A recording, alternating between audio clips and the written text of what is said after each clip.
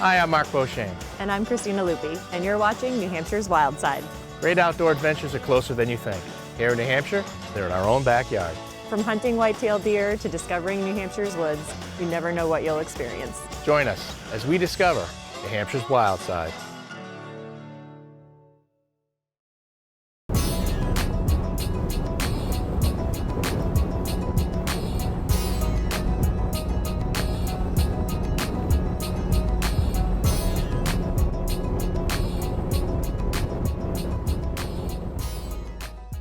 How is fall crappie fishing different than other times of year? Once the water temperature starts to drop and get below their comfort zone, they go into their wintering areas. And the wintering areas are places where there's tends to be a little bit more stable water temperature, because once this is frozen, it's going to be varying of like half degrees, and they typically end up in water between 25 and 40 feet of water. They still feed plankton, small bait fish, things like that, and they tend to school up more. They're right tight together. So we're specifically fishing for crappie though? We're targeting the crappies and white perch, yeah. Good.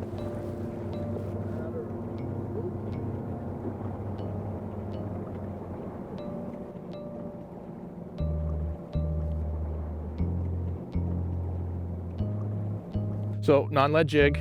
Yep. Soft plastic bait, that's our lure. Yeah. The jig's just a transport for the lure. There's a top and a bottom, a little curvy bottom piece, curved to the bottom. It's always light on the bottom, dark on the top. Okay. So I'm gonna have the dark on the top, so that means I'm gonna go in the nose, push it up a little bit, and come out through it, and thread it up. So this as far as you can. And around, right to it. Okay.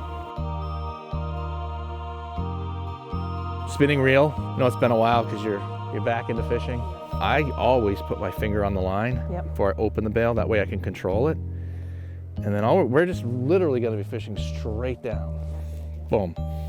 Once you get to that desired depth, sometimes you have to pull it off a little bit. You close the bail by hand and then you lift up to make sure it's on this little roller bearing. That's it, otherwise we're fishing.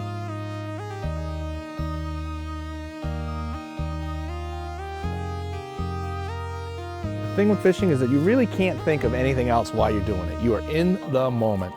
And there are very few other sports that, or activities, mind you, that have that quality. Little tap, tap, tap, tap, tap. I'm just barely shaking it, just making the rod tip jiggle. Real, real, real. Here he comes, good fish. All right. Swing him up, lift right straight up. And they have no teeth. It's a black crappie. Pinching? Yeah. There you go, show the man. Nice work. Just downsized to a little single, smaller piece of plastic. Just because of the kind of shy bite. So we'll see if that makes a difference.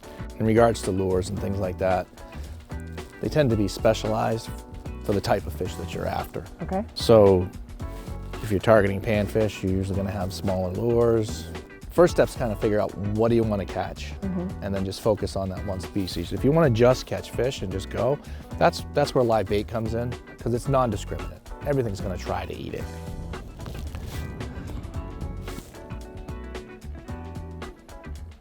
Oh, yeah, baby.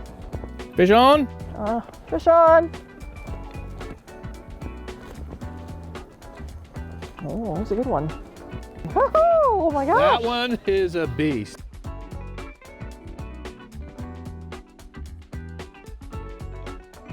You better do it. Okay. He'll fall in. Okay, we're gonna send this guy back. See him go? Good. Woo! I think I'm, wait for it, hooked. Hooked. Wow. Ooh. So they do like that other lure. But you've caught just as many, so it's not a proven yet. Oh, that hook's a little bent. Can you see that? I think I'm gonna be changing my hook. 15 3/4. Wow. There it is.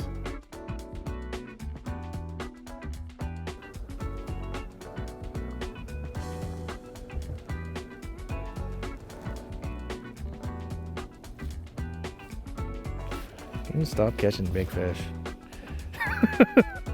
I'm never taking you out again. Oh, that's a keeper. Swing them in. There you go. Good job. Nice one. All right.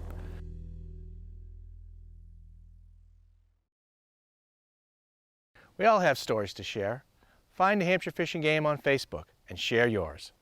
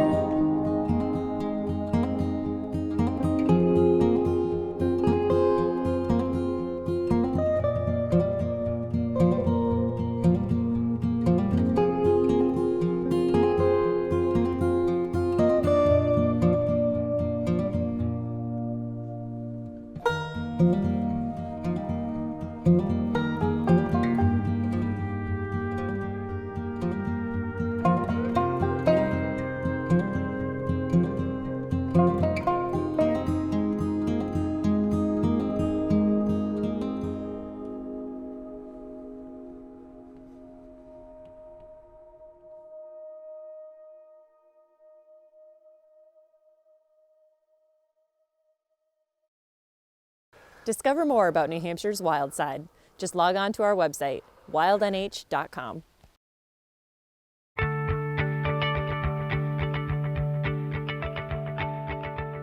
Hi, I'm Denny Corvo, New England's Wild Chef. On tap is Bear Barbacoa. If you're unfamiliar with barbacoa, it's a slow braising method that'll make your game extremely tender and delicious. To start, I'm going to take a bear roast. I'm going to start slicing it across the grain, and I'm going to create small pieces. Now generally, when I'm slicing up meat to do recipes, I want a nice clean piece of meat if possible, so I might trim off some of the excess, sinew and things like that.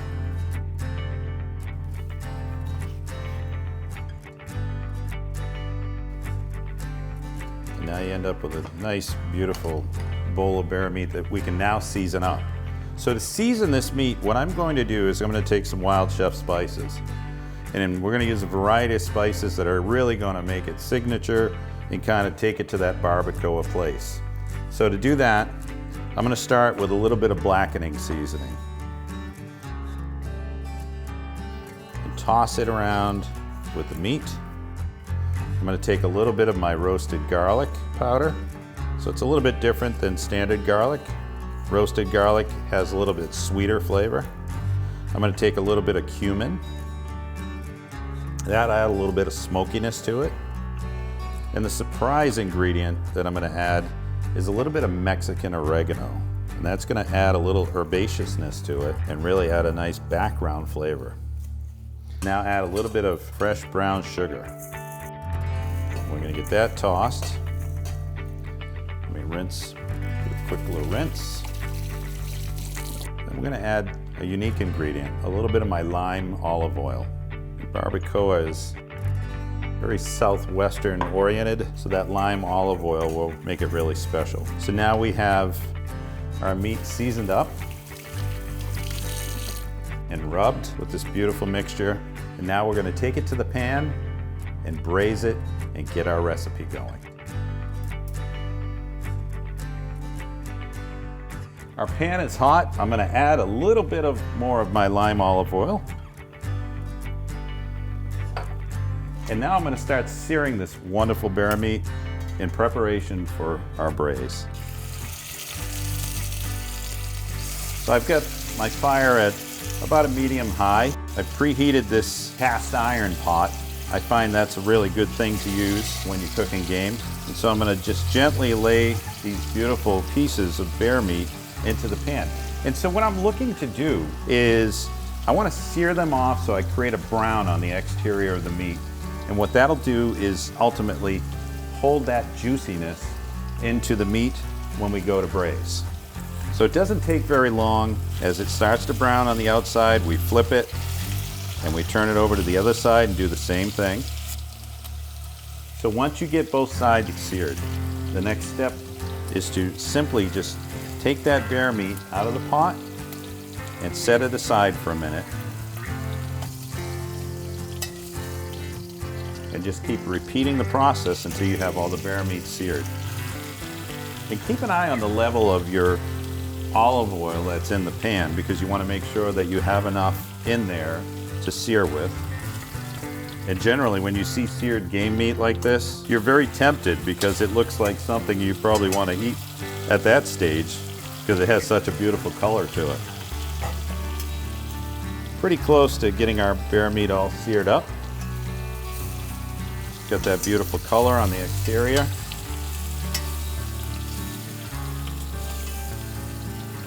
And we'll just place those in the bowl and set them aside. Now, what I'm going to do is I'm going to take some Vidalia onion that I diced up, and I'm going to add that to the pan. I'm going to add some fresh garlic. How many? How well do you like garlic? With me, probably about 8 cloves here. What I'm looking to do is cook this for a couple of minutes, 2-3 minutes. What happens is the onions start to get translucent, the garlic starts to perfume. You know, you don't want to turn the garlic black. You just want the garlic to cook for a minute or two with the onion and create this beautiful flavor that's going to get added to the meat to make the barbacoa. And you don't want the raw onion flavor, and that's why we cook it. Okay, I'm going to add the bear meat back in, all the juices, everything. I'm going to take some of my air-dried shallots and just add a few of those in there. Then what I'm going to do is I'm going to take some lime. I'm going to squeeze some fresh lime over it. And so I usually use a whole lime. Now here's the secret ingredient. I'm taking pure cane root beer, and I'm going to add this pure cane root beer into the pot. And what I'm looking to do is I want enough braising liquid in here to where I'm coming close to the same level as the meat. Now typically 1 bottle will do it for 1.5 pounds, 2 pounds of meat.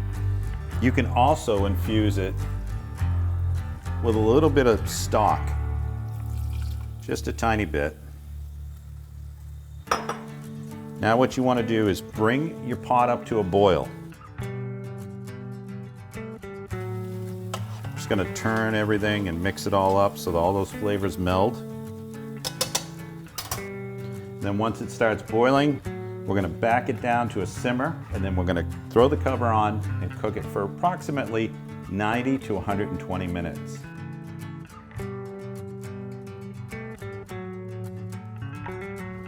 Our barbacoa is finished, and I tell you, it makes a great wild game taco. So I'm going to put some on some corn tortillas. And that meat is just broken down, it's super tender.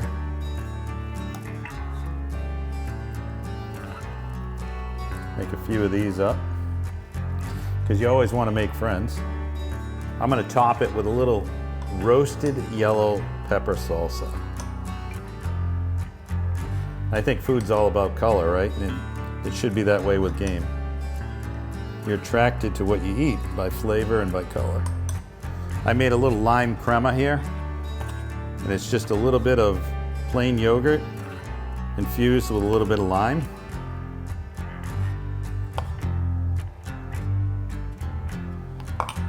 Got a little fresh chopped cilantro. Oh yeah. A little squeeze of fresh lime just to finish it off. And there you have it. I can't resist.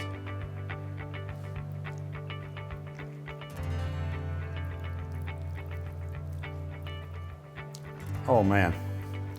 That makes you want to go bear hunting.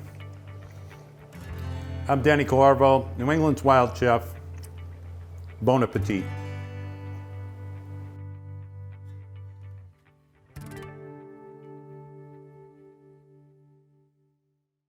We hope you enjoyed this episode of New Hampshire's Wild Side. We sure had a lot of fun bringing it to you. Join us next time with more ways to connect you to life outdoors. Thanks for watching.